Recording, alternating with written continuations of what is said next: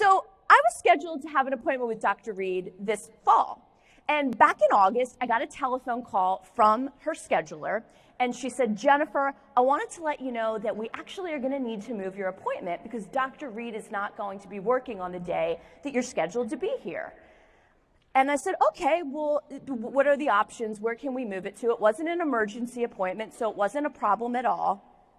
And she said, here's another date. And I said, is everything okay? She said, well, Dr. Reed is actually part-time right now, and she has been for several months because she's caregiving for her dad.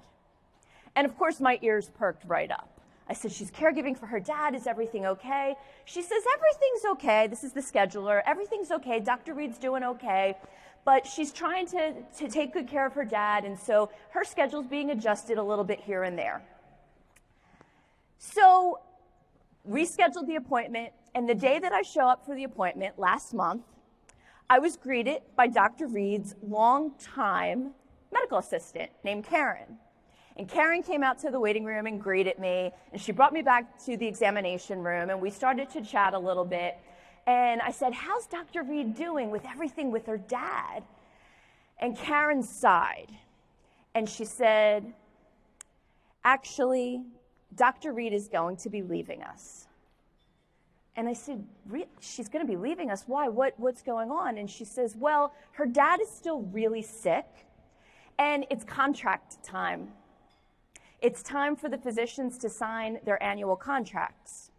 And Dr. Reed talked to the administrators, again, of this very large, very well-known healthcare system that everybody in this room has heard of.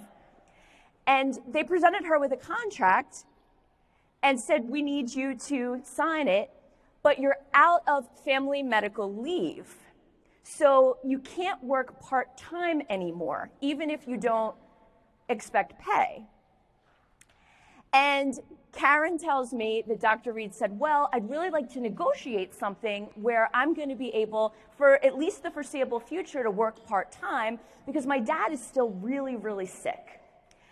And the powers that be, the administrators at this big, well-known, important healthcare institution said, we're really going to need you to sign a contract where you're going to work full-time and you really can't take any more part-time scheduling, or we're going to have to ask for your resignation. Now, Karen is telling me this, and she says, you know, Dr. Reed's not really telling a lot of people about it, but I know what you do for a living, and we're just all devastated about this because not only is Dr. Reed a great diagnostician, a smart woman, a wonderful doc, but gosh, the patients really love her and she really cares about them. She has a caregiver and patient-inclusive attitude. So Dr. Reed came into the examination room, and of course, super professional, super lovely as always, and she immediately jumps in and wants to talk about me, what's going on with me as her patient. And I say, hold on a second. Let's talk about you for a minute. How's your dad?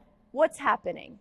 And she was very professional, and she says, you know, I guess Karen must have told you I'm going to be leaving the practice. My dad, they think he has maybe 6 to 12 months left. And I just feel like I can't in good conscience sign a contract for full time because I want some flexibility. I want to be able to take time when my dad needs me. If my dad needs to go to the doctor, if my dad is having a bad day, or maybe even if my dad's having a good day, I want to spend time with him, and I don't want to lose this time. I'm never going to get it back.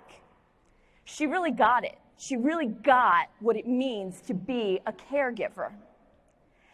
And we went on. I gave her some tips about caregiving. We talked about some of her challenges. And then she spent the rest of the time focusing on me, as she always had, as such a wonderful, caring, brilliant physician. And I thought, that's really sad. It's probably going to be the last time I see her at this practice. And I said, please keep in touch. Please let me know where you wind up.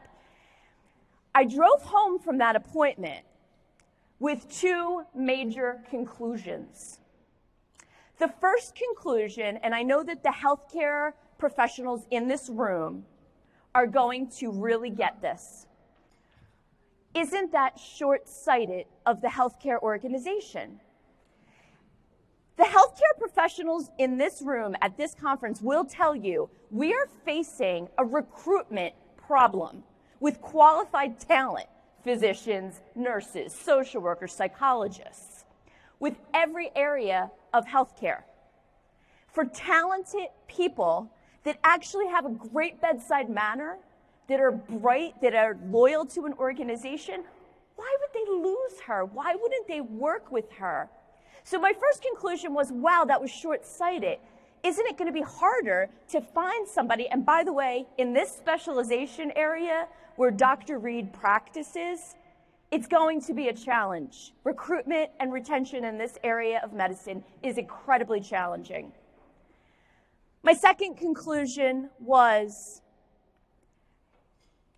when caregivers are bringing their loved ones to Dr. Reed and she or Karen make any mention of why she's leaving, they are coming away with the message that, wow, this big, important healthcare institution that everybody's heard of, they don't really care so much about caregivers.